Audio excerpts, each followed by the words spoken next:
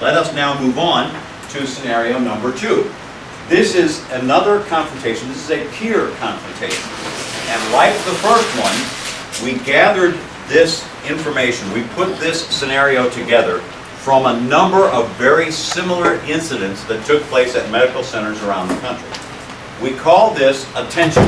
Let me set this up for you and explain who you're going to meet and how the situation unfolds. Attention is a peer confrontation that takes place between two people in a medical center who essentially have the same job, one on the day shift and one on the night shift. Here's the job. The day shift guy, Barry, which is the character I will portray, my job is when I come to work in the morning, I pick up a fully stocked cart.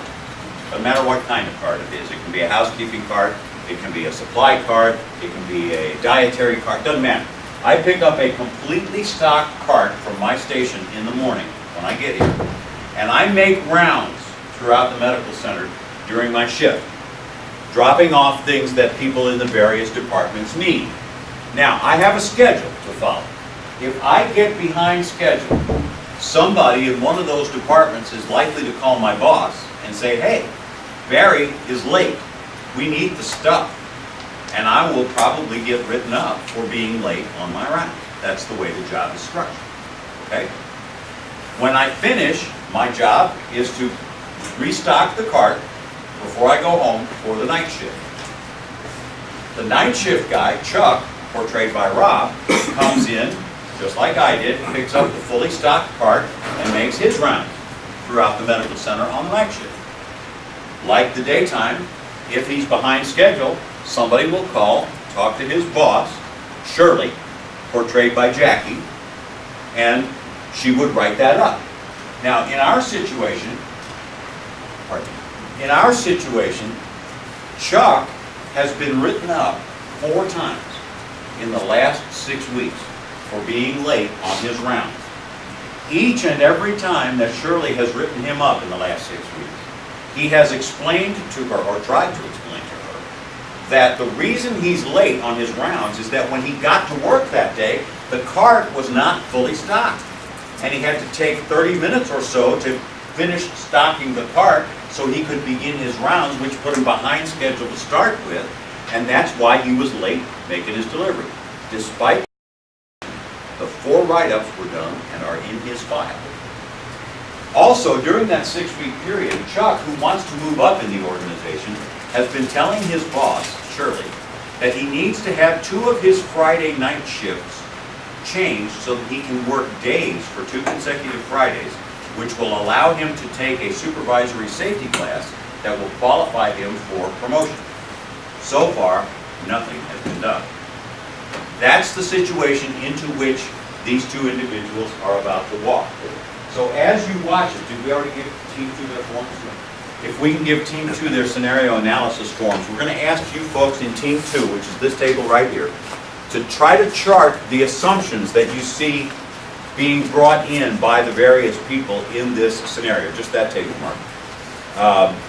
Teams 1 and 3, kind of keep a loose eye on that. You don't need to chart them, but we will talk about those assumptions and how they impact the situation after we see it played out. So with that in mind, let's take a look at scenario number 2, which we call attention.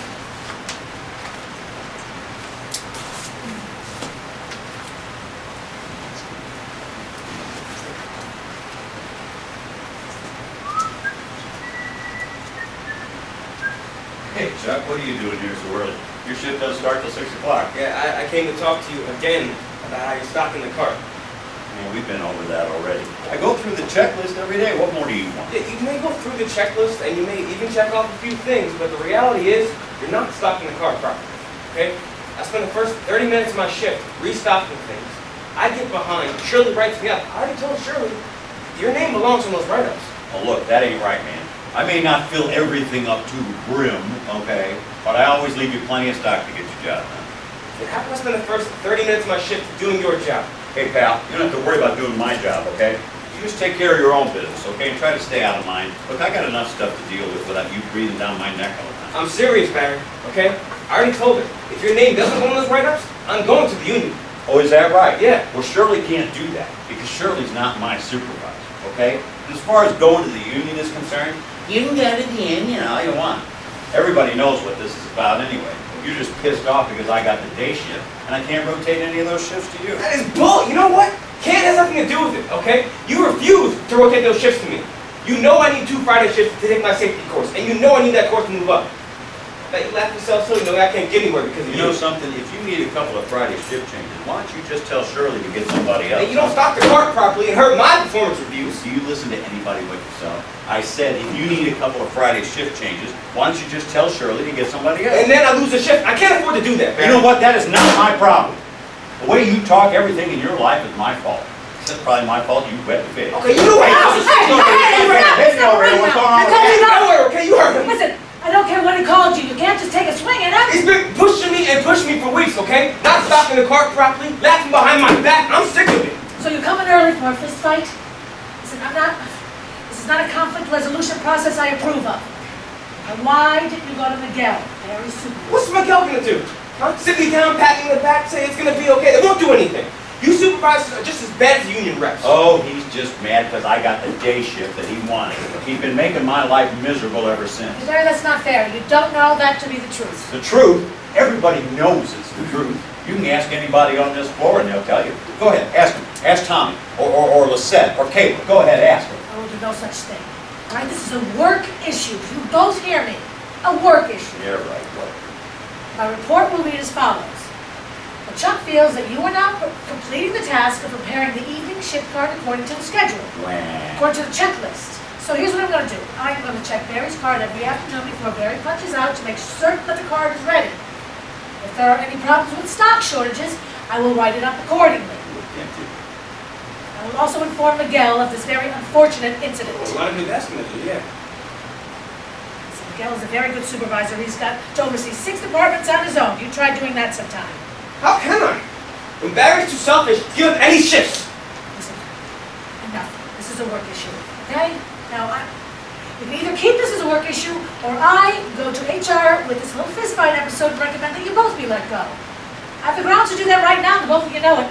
It's up to you. So what, are you and Miguel gonna hang this over our heads forever, right? Speak for yourself, Pally. I'm not the one going around raising his fist to another employee in the workplace, okay? I'm the victim here, remember? Both of you are equally responsible. Barry, you had no right to provoke Chuck with that bedwetting comment. I wasn't trying to provoke him. I was just pointing out that he seems to blame me for everything that's ever gone wrong in his life back to when he was a baby, that's all. Yeah, well, still. Still nothing. That man raised his fist to me in the workplace. We have a zero tolerance policy here, okay? You try firing me over that, I'm marching myself straight to the legal department, okay? You were a witness. You can't say you weren't. Ain't nobody gonna fire old Barry. Don't threaten me, Barry. Why not, Shirley? You threaten me. Fair is fair. I'll tell you something else, too. I better not see any of this on my performance review. Okay, is that another threat, Barry? No, that's a recommendation, Shirley. I know my rights. So does the union. That man raised his fist to me in the workplace, case You had this all figured out ahead of time, didn't you? You Enough! lowlife. That's enough, Barry! Punch out and go home now. Go! I can't. Haven't finished stocking the cart. I got a checklist to satisfy, remember? You stock the cart, and if there's so much as one item missing, I will write You you will up. what? Is this another one of your threats, Shirley? Barry, punch out. Go home. Go now. Go. Fine. I'm going. This conversation is way past boring anyway. So long, Chucky Wucky. Nice sparring with you. Easy. What about the... Okay, you know what? I can't work like this, okay? I'm going to the union. Are you sure you want to do that? Think about what the recourse might be. No, I don't want to think about what the recourse might be, okay? Or reprimands, or performance reviews, or any other crap. Look, I just want a job that I can go to and do well and move up when it's my turn. It's my turn, and I'm not moving up. And it's because of you, and Miguel, and Barry, and everyone else that's laughing behind my back. No one is laughing at you. You know, everybody respects you. Respect your work ethic. Oh, really? My work ethic? Yes. You know what? Fire me if you want to. I'm going to the union. Please. Chuck. Oh, Lord. Chuck! Chuck! Chuck! And we'll give my team Rockstar applause again. All right. Same questions as last time. Could this sort of thing happen in your facility? Does it happen? We know it does. We read the cases, all right? In fact, the case that we drew on most heavily for this particular scenario involved two women, right? And it was a day shift, night shift thing. And it got a lot uglier than this, poor girl. The day shift lady told the night shift lady, "You want a piece of me? Come in early tomorrow and see what happens." And she did. And the two of them got into a knockdown drag-out right in the middle of the medical center. Did $5,300 worth of damage to the facility, including a plate glass window that one of them got thrown through. Okay. They had to call the local police and the VA police to clean up the mess and get the two of them out. So it happens. We know it does. All right, let's break it down. Let's take a look at what the assumptions are that these various people brought in with them and how those assumptions damage the problem-solving process. We call this attention because Shirley, the supervisor, stops to pay attention to the confrontation developing between Chuck and Barry. Does her attention come too late? Yes, it does. Let's start with Chuck. So Chuck comes in early that day. What are some of Chuck's assumptions as far as Barry is concerned? That Barry is sabotaging his job, right? He's out to get him. And yeah, definitely thinks Barry's lazy. He's got no respect. He thinks Barry doesn't respect him at all. That he's selfish? Absolutely. Yeah. And he doesn't do any more than he has to, right? He's been there for a while. He knows exactly what he can get away with. He's doing it all on purpose. He's above the rules. Yeah, and he thinks he's above the rules. Right. And nothing he does is going to really affect him. Right, you know? And he knows just how to tweak things a little bit just to get on Chuck's nerves, to get him in trouble, right? Yeah, and to sabotage him. And not only his performance, but what is Chuck looking for? He wants to move up. He wants promotion. Yeah, and he thinks he's out to get him. He can't move up because of Barry, right? Absolutely. All right, let's look at it from the other side. What about Barry? What do you think Barry's assumptions are regarding Chuck? He's a whiner. I love that. What did he kill you to stock the car for? I don't think I sounded like that. Actually, he sounded worse. You can just keep going with the rest here, okay? So, he's a whiner. What else does Barry seem to assume about Chuck? He's a, what does that mean? Tell me what that means.